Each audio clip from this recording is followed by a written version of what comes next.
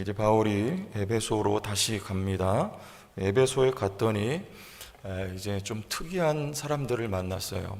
성경에서는 예수님의 제자라고, 예수님이라는 말은 없지만 여기 제자들이라고 나오지만 예수님을 따랐던 제자라고 이렇게 봅니다. 근데 예수님을 믿었던 제자들인데 이 어떤 제자를 바울이 만나 1절에 그러는데 세상에 이런 사람들도 다 있어요. 예수를 믿었는데 너희가 믿을 때 성령을 받았느냐 이렇게 말하니까 우리는 성령을 들어본 적도 없습니다. 이렇게 말을 하죠. 이런 이야기하는 것으로 봐서 이들은 분명히 예수님에게 배운 또 사도들에게 배운 제자들이 아니고 또 세례 요한에게 직접 배운 것보다도 이렇게 건너뛰어서 예수님을 배운 그래서 이런 말을 하고 있는 거 아닌가 학자들 그렇게 이야기를 합니다. 그래서 어떤 세례냐 하면 우리 3절 말씀에 요한의 세례, 우리 지난 수요일 날 말씀 한번 나눴습니다. 요한의 세례는 어떤 세례입니까? 준비 차원의 세례이죠. 예수님이 오셔서 완전한 세례를, 다시 말하면 성령 세례, 예수님께서 성령 세례, 이게 완전한 세례예요. 세례 요한의 세례는 준비 차원의 세례입니다. 뭐라고 말씀드렸나요? 준비 차원의 어떤 상태가 준비되는 거예요? 세례 요한이 죄를 막 지적하잖아요. 그때 거기에 자복하고 무릎을 꿇는 상태, 이게 준비가 되는 거예요. 다시 말하면 내가 죄인인 것을 시인하는 거예요.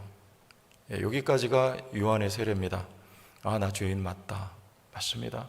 그런데 우리가 어찌할꼬, 이 죄를 어떻게 해야지 해결받을 수가 있습니까? 우리 사도행전 2장에 보면 베드로가 오순절 성령 강림 이후에 설교를 하죠. 그때 이후에 베드로가 예수 그리스도, 너희가 잡아 죽인 그가 바로 메시아, 예수 그리스도가 바로 그다 선포하니까 이제 찔림을 받아요. 그리고 우리가 어찌할꼬 이렇게 해요. 어떻게 하면 되겠습니까? 그때에서 나오는 말씀이 그리스도의 이름으로 세례를 받고, 이게 진짜 이제 완전한 세례입니다. 그리스도의 이름으로 세례를 받고 죄 사함을 받으라. 그리하면 성령을 선물로 받으리니. 여기까지 가야 되는 거예요. 세례를 받는 거, 이게 성령 세례예요. 성령 세례. 예수를 믿는 것 곧 성령 세례입니다. 세례는 어떻게 되는 거예요? 물속에 한번 잠갔다가 빼잖아요.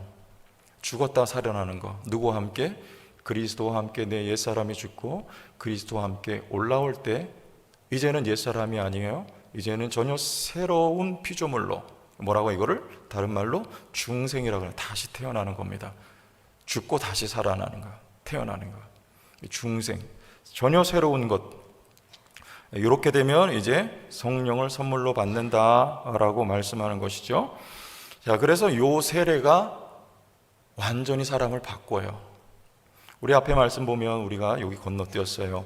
아볼로라고 하는 사람이 예수님에 관해서 주의 도를 배워 열심으로 예수에 관한 것을 자세히 말하며 가르쳤어요. 열심히 있었습니다. 그러나 반쪽짜리 지식 가지고 있을 때 브리스길라와 아굴라가 같은 직업을 가지고 누구에게 배웠을까요? 사도 바울하고 이 가죽 이 가공하는 이 일을 하면서 많은 시간 동안 같은 일을 하면서 바울에게 진술을 배운 거예요. 복음의 진술을. 그래서 이 브리스길라와 아굴라가 이 아볼로에게 그 복음의 정수를 가르쳐요. 뭐 가르치는 거예요? 여기 보니까 아볼로는 요한의 세례까지만 알았어요. 똑같아요. 그런데 이제 참된 완전한 세례, 예수로 말미암은 성령 세례를, 복음을 말하는 것이죠. 그러니까 아볼로가 완전히 변화돼요. 180도 바뀌어요.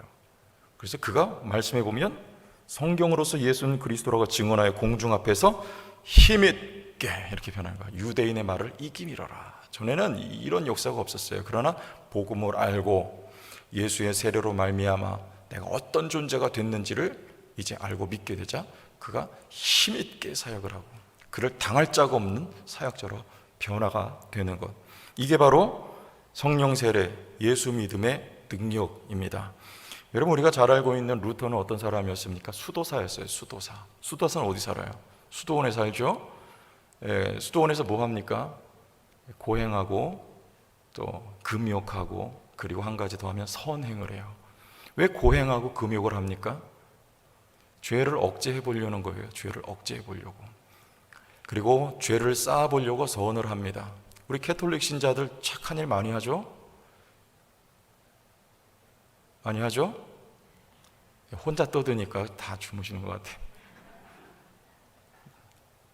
네, 많이 해요. 왜냐하면 그분들은 선을 해야지, 선을 쌓고 연옥에 안 가고 천국에 가기 때문에 교리상 그렇게 돼 있습니다. 우리는 믿음으로 구원받는다니까 좀 덜하는 경향이 있죠? 네, 수도사들이 그런 거예요. 죄를 억제해보고 선을 쌓아서 구원을 받아보려는 이런 아주 엄격한 율법주의적인 교리가 요 수도사들, 수도원에서 가르쳐지고 시행이 됐습니다. 그런데 금욕을 하고 또 뭐 고행을 하고 내 죄가 억제가 됩니까? 이게 안 되는 거잖아요. 자기 자신에게 정직하면 안 된다는 것을 압니다. 아무리 바깥에서 뭘 해도 이게 내 마음속에서 이 올라오는 이 죄를 뭘로 이걸 억제를 하겠습니까? 그러니까 이 루터는 그걸 하면 할수록 절망 속에 들어가는 거예요. 제가 지난주에 수요일날 설교하면서 그랬죠. 제가 약간 그런 경향이 있었던 것 같아요. 이 마음속에서 막 이 죄가 올라오는데 이게 어떻게 해결이 안 된다는 거예요. 해결이. 그래서 그 무더운 여름에 심지어는 이불을 한 집에 제가 학교 끝나고 가가지고 그 두꺼운 솜이불을 3장을 위에다가 덮어쓰고 거기서 기도를 했어요. 그 더운 여름에 막 엉엉 울면서 너무 괴로우니까 이 마음이, 이 상태가. 그러니까 저 밑에 층에서 아주머니가 올라왔어요. 위에서 어떤 술 취한 아저씨가 우는 줄 알고 올라왔다고 저희 집에 오신 거예요. 그런 경험까지 있었는데 이 루터가 저보다 이 선배님인데 그런 것 같아요. 뭐 해도 해결이 안 되니까 완전 절망 속에 있을 때 로마서 1장 17절 말씀에 이걸 깨닫지 못할 때는 하나님의 의의가 이해가 안 될 때, 복음에는 하나님의 의의가 나타나서 이게 완전히 이게 절망이었어요. 복음에는 하나님의 의의가 나타났다. 하나님의 의의라고 하는 그 완전한 의의 수준에 이렇게 이해를 한 거죠. 어떻게 도달할 것인가? 여러분, 하나님의 완전한 의의 수준에 어떻게 도달할 수 있습니까? 고행하고 금욕한다고 됩니까? 안 되잖아요. 그러니까 절망하는 거예요. 그런데 이걸 깨달으니까 깨달음과 동시에 완전히 사람이 바뀌는 거예요. 그게 아니고 하나님의 흠없고 완전한 의가 거저 나에게 들어온 거예요. 바울이 이걸 깨닫습니다. 그 다음부터는 금욕하고 고행하고 이거 할 필요가 없어요. 그냥 복음을, 말씀을 믿으니까 내가 완전하게 돼버린 거예요. 밖에서 들어온 의, 예수 그리스도의 의 때문에. 여러분, 이게 예수 믿어 주와 함께 성령 세례 받은 사람의 이게 현실이에요. 사람이 완전히 바뀌어지는 거예요. 복음이 사람을 바꿉니다. 능력이 되는 거예요, 이 복음이. 성령의 역사로 이렇게 되는 것이죠. 그래서 6절에 보면 성령 받고 성령 세례 받은 사람들은 사실은 그 약간 이상적이고 또 성령에 충만한 사람들의 모습은 이런 것이죠. 우리 6절 보겠습니다. 바울이 그들에게 안수함에 성령이 그들에게 임하심으로 뭘 합니까? 방언도 하고 예언도 하니 그랬어요. 방언도 하고 예언도 하니. 예언은 어떻습니까? 요즘에 예언 있나요? 여러분, 예언은 좀 삼가하시기를 부탁드립니다. 위험합니다. 제가 중학교 3학년 때 예언 받는 데 한번 가봤어요. 처음 예수 믿고 그랬더니 막 어떤 집사님인데 하시더니만 딱 하시는 말씀이 너 참 이 다음에 훌륭하게 될 것 같은데 밤길 조심해라, 딱 그러는 거예요. 그게 예언의 내용이에요. 전 그냥 그런 줄 알고 그 다음에 밤에 잘 안 나갔거든요. 뭘 모르니까 처음에 예수 믿고. 여러분, 예언 그런 게 아니고 당시에는 이 신약 성경이 완성이 안 됐을 당시는요, 실제로 이렇게 예언 사역이 있었어요. 그래서 하나님의 말씀을 예언을 통해서 대언했던 예언자들이 있었고, 또 고린도 교회 무리 가운데 예언을 하기도 했습니다. 그때는 말씀이 없었을 때, 아직 이 캐논이, 정경이 아직 확정이 안 됐을 때이기 때문에 그래요. 그런데 이 말씀이 이제는 66권에 확정이 됐기 때문에 여러분, 그런 예언을 추구하기보다는 말씀을 근거로 신앙생활 하시면 됩니다. 이게 예언의 말씀이에요. 그러면 여러분, 곁길로 가지 않고 안전하게 신앙생활 하실 수 있는 거예요. 방언은 뭡니까? 당시의 방언은요, 우리 사도행전 2장의 방언은 고린도전서에 나오는 방언하고는 약간 다릅니다. 많이 다르죠? 고린도전서에 나오는 방언 무슨 말인지 몰라요. 그래 통변이 필요하다고 하면 바울이 방언을 또 하라고 해요. 나도 방언을 한다 그래요. 근데 그 문맥을 읽어보면 사실 그렇게 권장하는 문맥은 아닌 것을 금방 알 수가 있어요. 그러나 방언함 저도 합니다. 근데 여기 나오는 사도행전 2장의 이 방언은요, 그리고 여기 오늘 이 에베소 교회에서 이들이 바울에게 안수를 받자 성령이 임하고 방언도 해요. 이거는 우리 창세기 11장에 나오는 어때요? 거기는 언어가 흩어지죠. 원래 구음이 하나였어요. 말이 언어가 하나였는데 그들이 도모하는 것이 악하니까 하나님께서 그 언어를 흩어버려요. 근데 이제 사도행전 2장에서는 이게 회복이 되는 거예요. 흩어진 여러 갈래로 나눠진 언어가 이제 하나가 되는, 방언을 말하는데 각자 자기 나라 말로 다 알아들어요. 언어가 서로 소통이 되는 거예요. 말을 알아듣습니다. 요게 방언이에요. 그리고 왜요? 창세기 11장에는 악을 도모했기 때문에 흩어요. 근데 사도행전 성령으로 말미암아 회복된 언어는요, 이제 선을 도모합니다. 뭡니까? 땅끝까지로 내 증인이 되는 거예요. 각 나라 족속 가운데 주의 복음을 전해야 할 때 여러분 언어가 하나로 통일됐던 이런 권능 그리고 표적이 나타났던 거, 이게 바로 방언입니다. 근데 여기 오늘 에베소 교회에서 방언도 바로 그런 종류의 방언이죠. 여러분 우리들도 마찬가지. 우리 적용해 보세요. 우리 교회에서 여러분 우리 방언해야 돼요. 어떤 방언입니까? 샬라샬라 애기바구니 꽃바구니 이런 방언도 하지만 그거보다도 우리가 해야 되는 방언은 뭐예요? 서로 알아들어야 돼요. 대화가 돼야 됩니다. 아멘? 서로 의견이 다 달라요. 그러나 소통이 돼야 돼. 이게 방언이에요. 그래야 창세기 11장에는 한 가지 일을 하려고 할 때 언어가 다르니까 못하지요. 교회도 언어가 다르면 하나님의 선한 사역이 이루어지지가 않습니다. 그건 성령의 역사가 아니라는 것. 방언은 각자의 말을 해도 하나의 언어로 알아듣는 거예요. 각자의 말이 달라도 그러나 그 의견이 일치되는 것이고 서로 소통이 되는 거예요. 이게 성령의 역사입니다. 그래야 선한 일을 하지 않겠습니까? 말이 다르고 서로 대화가 안 되는데 어떻게 선한 일을 하겠어요? 그런 의미에서 우리는 방언이 필요합니다. 어떻게 하면 되겠어요? 성령이 말하게 하심을 따라서 하면 돼요. 내 언어, 내 주장, 내 생각이 아니고 성령이 원하시는 것이 무엇이냐? 우리에게 주시는 성령의 음성이 무엇이냐? 지금 이 순간 교회를 향한 성령의 뜻이 무엇이냐? 성령이 말하게 하심을 따라 말하면 됩니다. 이 방언이 필요한 거예요. 그래야 하나님의 선한 사업이 교회를 통해서 이루어지지 않겠습니까? 너희가 믿을 때 성령을 받았느냐? 혹시 여러분 요한의 세례만 알고 계신 거 아니에요? 예수 믿고 중생 거듭났어요. 새 사람 됐습니까? 성령이 여러분 가운데 살아 계십니까?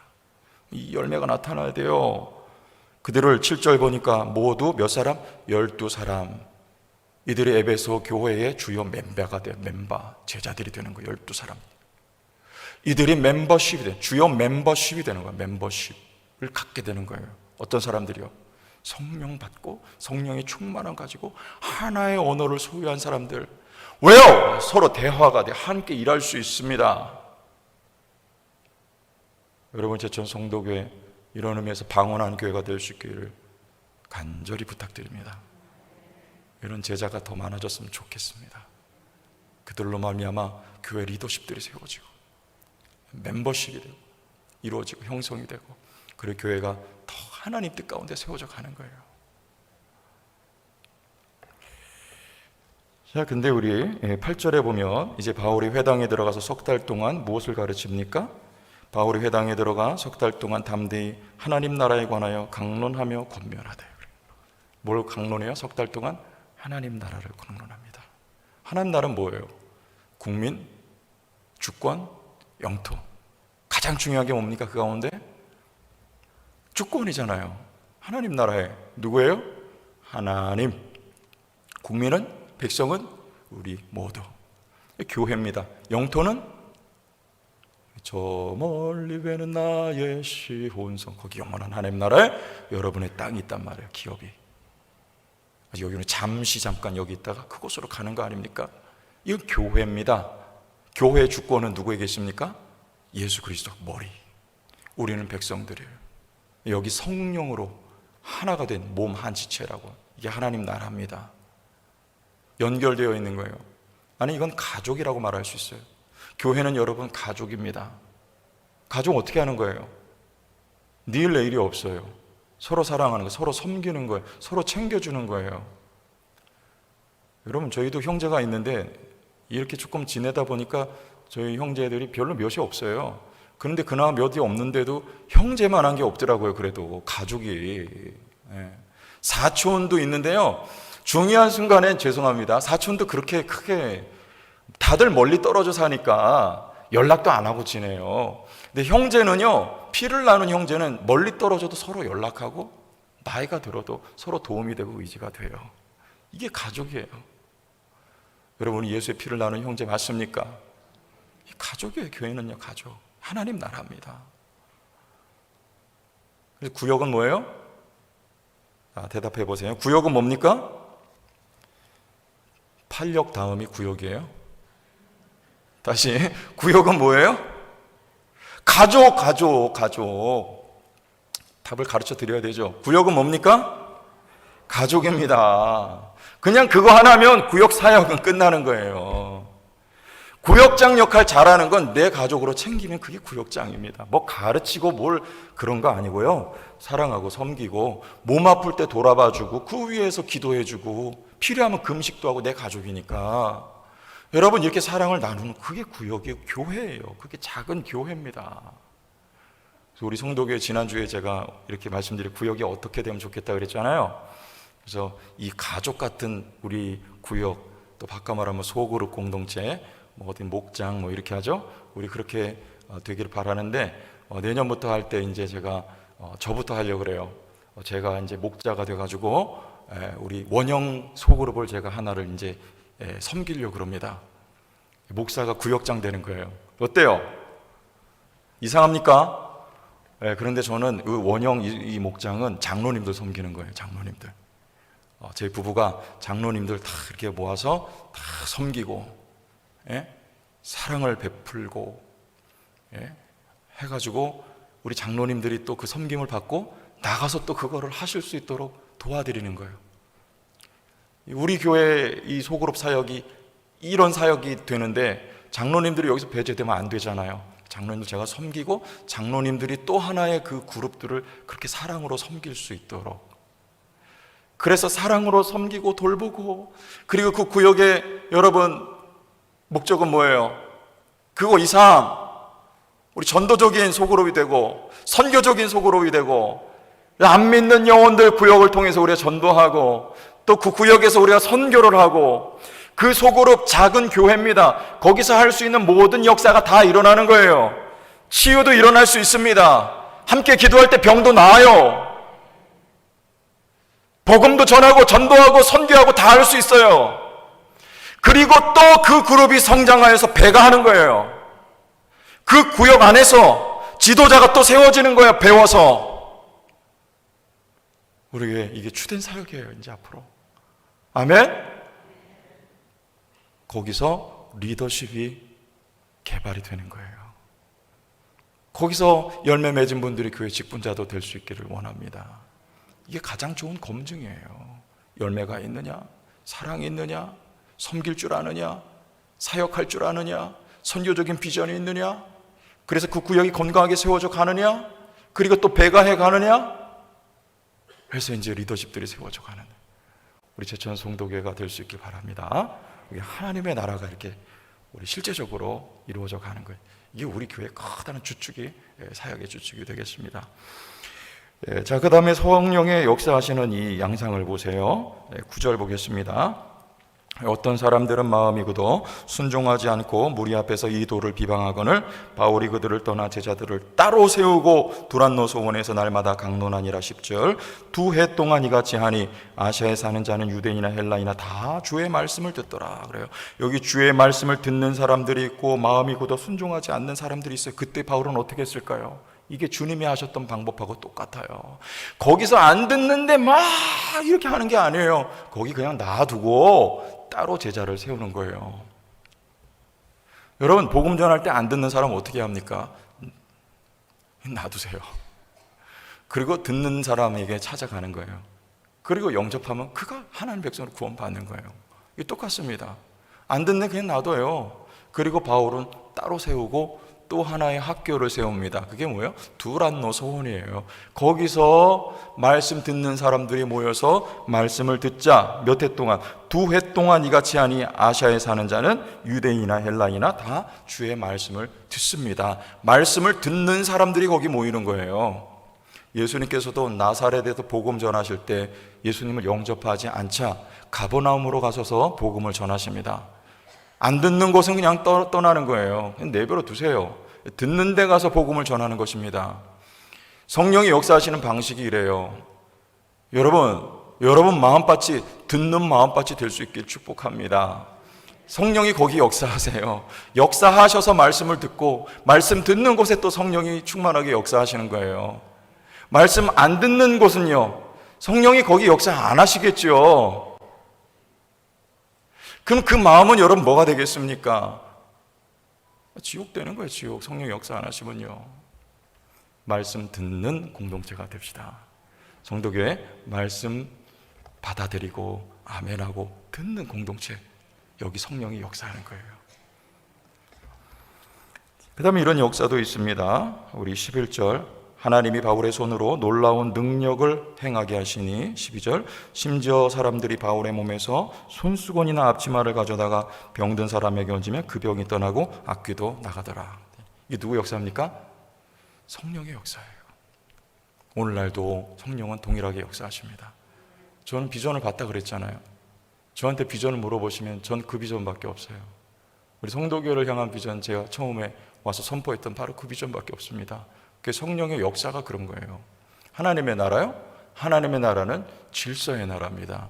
예수 그리스도가 머리 된 거, 우린 그의 지체 된 거, 하나님이 왕이, 그래 하나님이 통치하시는 교회요, 우리 개인의 삶이 되는 거. 여러분, 그러면 이와 같은 역사가 있습니다. 병이 낫습니다. 기적이 일어납니다. 여러분, 사업도 잘 됩니다. 가정이 복을 받습니다. 자녀들이 잘 되게 돼 있어요. 성도교회에 오면 복을 받습니다. 성도교회에 오면 복을 받습니다. 기복주의가 아니에요.